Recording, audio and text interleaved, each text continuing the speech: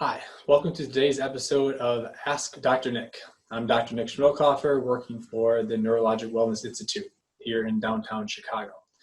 And I would like to today talk about, are saturated fats bad?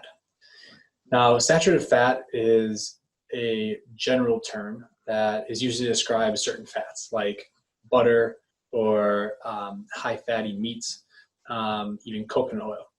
But really, these fats actually have a multitude of fatty acids within them. So saturated fats should really be clarified into what is a fat and what is a fatty acid. And so that's where we're going to start our conversation today. So this first part here is a description or a description of, or a diagram of these different types of fatty acids. So you have saturated fatty acids, monounsaturated fatty acids, and polyunsaturated fatty acids. And so the real description, the real difference between all these is whether they are straight with all single bonds between each one of these gray circles are carbon atoms. And so whether they have all single bonds or whether they have a double bond. You can see two little points there or 2 points here in the polyunsaturated. And so saturated fats don't have any double bonds. They are all single. And so this is what allows them to form a nice packed structure and make them solid at room temperature. That's why butter is solid.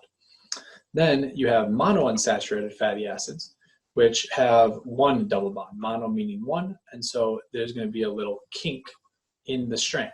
And so now, therefore, they can't really pack together as much, and so therefore, they are a little bit more of a liquid. This would be like avocado oil and olive oil have high amounts of monounsaturated fatty acids.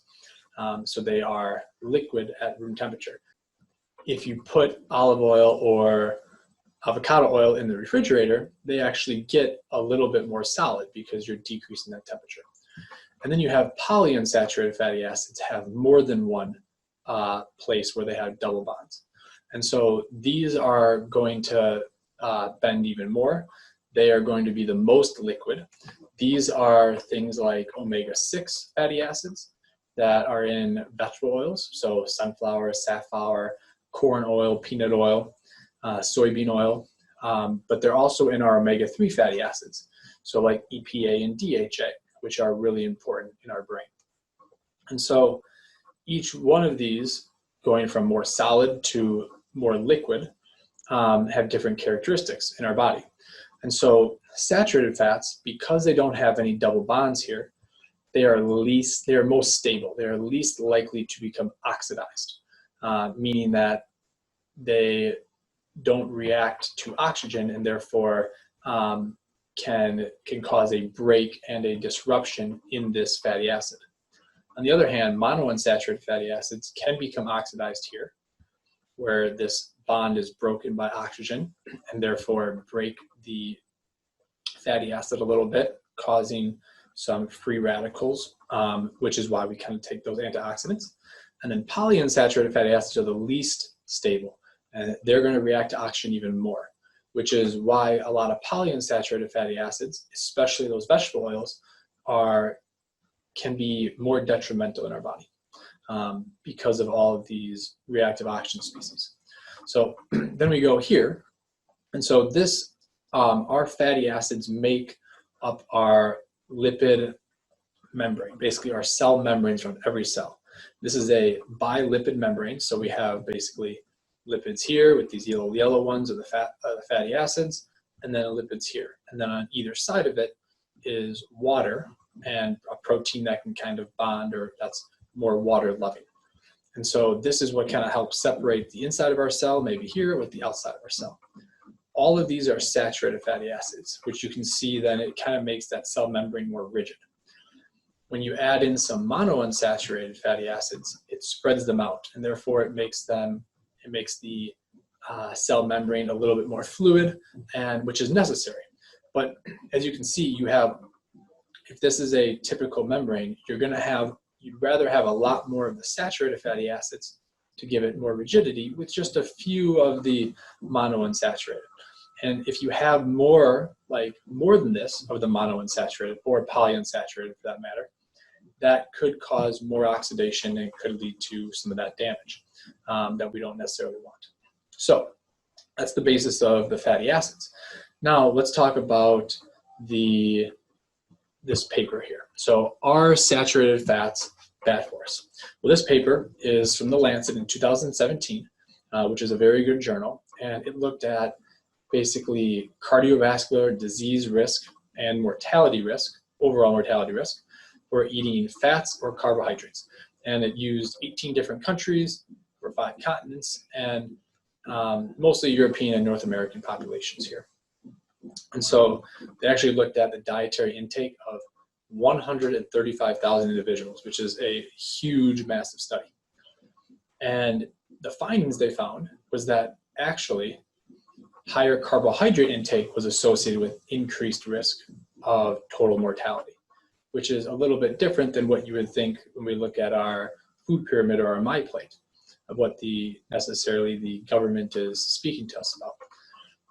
At the same time, the cardiovascular risk or disease risk mortality was not changed with carbohydrate intake. Then if you look at fat, all fat, so total fat intake in general, and then each type of fat, the saturated, monounsaturated, and polyunsaturated fat was all associated with a decreased or lower risk of mortality. So actually eating more fat led to decreased deaths, which is pretty cool. And even higher saturated fat was associated with a lower risk of stroke. And so stroke, we know, is a cardiovascular issue, but it's a cardiovascular issue that results in damage to the brain because the brain isn't getting the necessary blood flow. So therefore, they kind of concluded that high carbohydrate intake was associated with a higher risk of mortality, and total fat was associated with lower risk. And so therefore, they think these guidelines should be changed. Basically here they said implications of all this available evidence means that maybe we should remove our current restrictions on fat intake and limit carbohydrate intake, especially when high, to improve health. And so let me just show you this graph here. So this is kind of the graph that they used to show that there was going to be a decreased risk from fat and more of an increased risk with carbohydrate when it came to mortality. So the top graphs are all mortality risk, while the bottom is all major cardiovascular disease risk. Those were like heart attacks, strokes.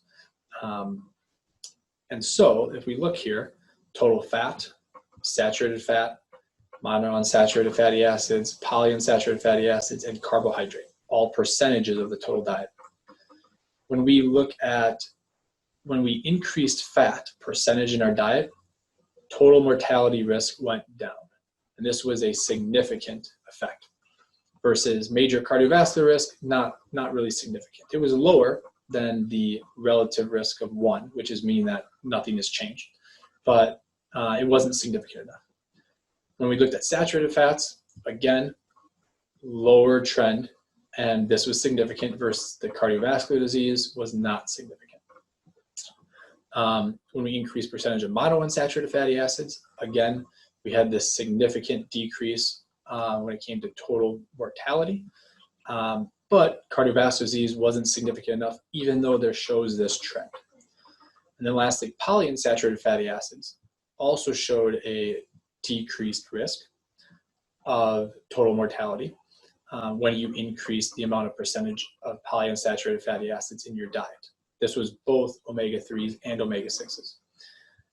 But cardiovascular disease did not show that trend, and it's actually a little bit worse than the others here.